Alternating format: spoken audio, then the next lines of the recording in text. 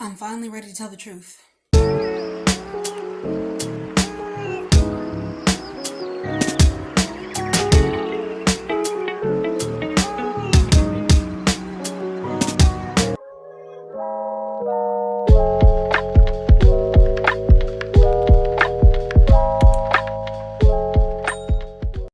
Verse of the day.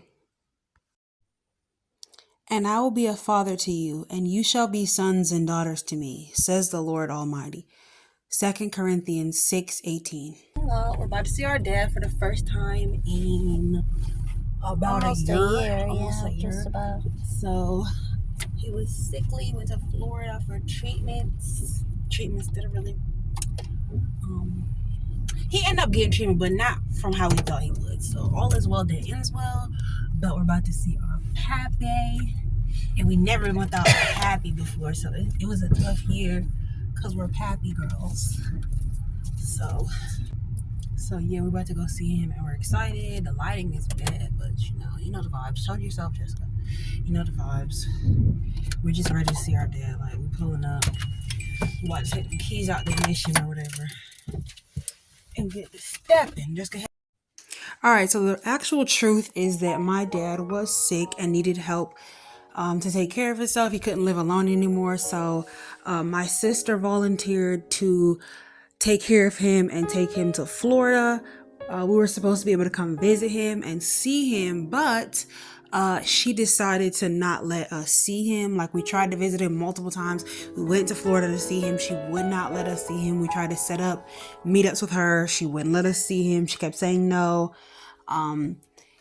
After a while, we couldn't talk to him on the phone anymore. We couldn't see him anymore. He ended up having to go to the hospital, and she was supposed to be getting him medical treatment, but she did not do that. Because it was difficult to do that because of his health conditions or whatever. He was refusing, and eventually he ended up in the hospital about 10 months after being with her, and he ended up getting sent there, and they called our family down here, and we were able to get him transferred back to our home state, and that's how we were finally able to see our dad again after a year. We didn't really want to talk about it at this moment because we were just so happy to finally be able to see him, but it was very difficult, going from being a daddy's girl, being with your dad all the time, talking to him, hanging out with him, calling him, seeing him, and him always being there for you through every single moment in your life, to not seeing him anymore, barely able to talk to him. Then you can't talk to him at all. He's in the hospital. You don't know how he's doing. You're calling. You're trying to figure out information. I actually got a call from the police letting me know that, like, my dad was in the hospital, or my dad was going to the hospital. He wasn't doing well, and that's how I ended up even knowing what was going on. My sister never contacted me ever.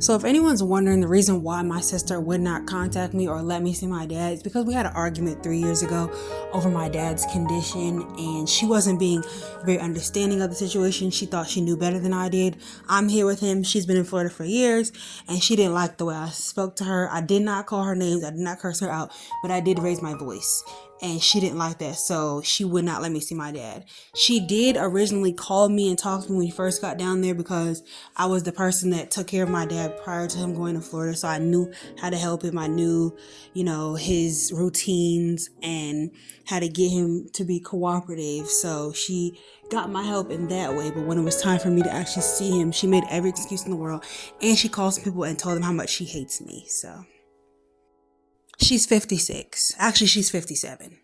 So we just pulled up to the nursing home to see my dad. I'm going here. He's getting his assessment or whatever. So we'll see. Finally saw my Paul. He's so tired after a long day. He's alive, right, Dad? Tell them Mama didn't because he drove. All the way from Orlando. Okay, he drove from Orlando. He's like 100,000 miles or 10,000 miles or however many miles it is, because I don't look up miles on Google, but there's a lot of miles. And now he's tired. He's alive though. He just looks sleepy. Say, I'm alive. You hear us breathing? He's breathing. He's alive. I'll see him again tomorrow. But he's so alive. He's breathing.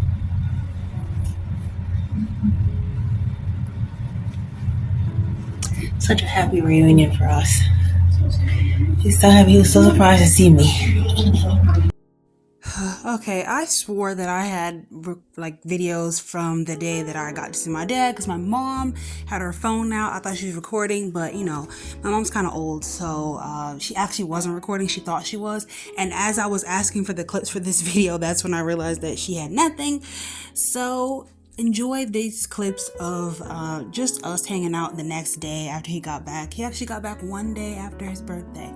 So to clarify, I hold no ill will towards my sister for what she did. I was very hurt at the time when I was in Florida and she wouldn't let me see him. But I do understand why it was difficult for her to get him treatment or whatever. But honestly, she lives in Florida, so I don't really understand actually, because in Florida they have way many more rules as it pertains to health and older people. Like, it's way easier to get older people treatment in Florida than any other state. But I digress. The argument that we had, or the disagreement that we had, was including his condition, also including money. And I think, how people get when money gets involved. But that's neither here nor there. I'm just happy that I got my dad back and I get to see him again and hang out with him and talk to him and, all that other good stuff. So, yeah. I never really told much people this. I think I ended up telling like 3 people in my entire at all life about this situation, but I decided to share it because I'm not protecting somebody who clearly didn't give a crap about me. So, but yeah, it might be a bit much. Maybe I'll delete this video eventually, but I don't know. She would not give me her address. Sorry, I had to clarify. She would not give me her address. She started like sending messages about me to the entire family, and everybody knows that people aren't close to their dad's side of the family. So I'm not close to my dad's side of the family for the simple fact that my dad never made it a point to be close with them. Neither did anyone else. So like, I don't really talk to them that much, but I do talk to them and I do reach out to them and stuff as I got older. But she was sending messages about me to the whole family, like telling them lies about me that didn't make any sense. Like I said, she wouldn't give me her address. She wouldn't let me come by. I'm like, look, even if you let me pull up and I just waved him out the window. And she was like, no. Like, she eventually agreed to let us meet at a restaurant, and then she was like, never mind. I remember that day so vividly because we were all so sad. I was me, my sister, and my brother, and the rest of the family was doing things. Well, the extended family was trying to, like, I guess, cheer us up, but I remember there was like this silent knowing between the 3 of us, like how heartbroken we were, how excited we were to see our dad. And she was like, okay, well, maybe my brother could go. She wanted to see him, but then she didn't want to see me and my sister. She didn't want my sister to be there. She didn't want us to know where she lived or to see him. And it was just really strange. But I got my dad back, and he is getting sicker and sicker, but we get to spend this time together and we get to enjoy it until the end and make more memories and make more videos. So I'm going to be showing my dad on my channel more often because he's such a big part of my life. Like, my dad is my whole world.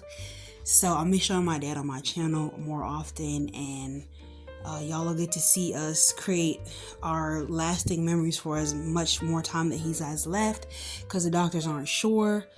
But yeah, we're gonna be here on our memorable journey, father and daughter, and you guys are gonna get to see our lovely bond because I love my dad so much. Peace, guys. It's your girl Janice.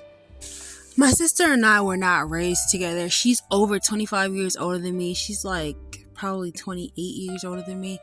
And I do appreciate her because she always reached out. She tried to keep a relationship going between the 2 of us throughout my childhood years. And she did a great job taking care of my dad while he was in Florida. She helped him a lot with his medical conditions, but they were using a lot of holistic medicine, and I wanted him to be treated using a hospital and a doctor. I understand why that was difficult for her, because my dad and his elderly, confused condition, it was hard for him to understand the severity of his condition and why he needed to go to the hospital. But I really do appreciate her. I just was so hurt by the turn of events. And I wasn't perfect in this situation, When we had our argument a few years ago, I wasn't very understanding about her not understanding my dad's condition and stuff like that. So I understand why she was upset with me. I just didn't know that she was upset with me for so many years after the fact, when I was really trying to look out for and protect my dad. But the switch up was the hardest part for me to understand. She went from calling me, talking to me, being nice to me while dad was down there, telling me how grateful she was for me, how she loved me and cared about me, and she wanted to have a better relationship with me and move past what happened in the past, to keeping me from my dad for a year. But at the end of the day, we're still family. We still have the same dad. And yeah, that's what family puts you through. It can be messy and complicated, but at the end of the day, you still love them.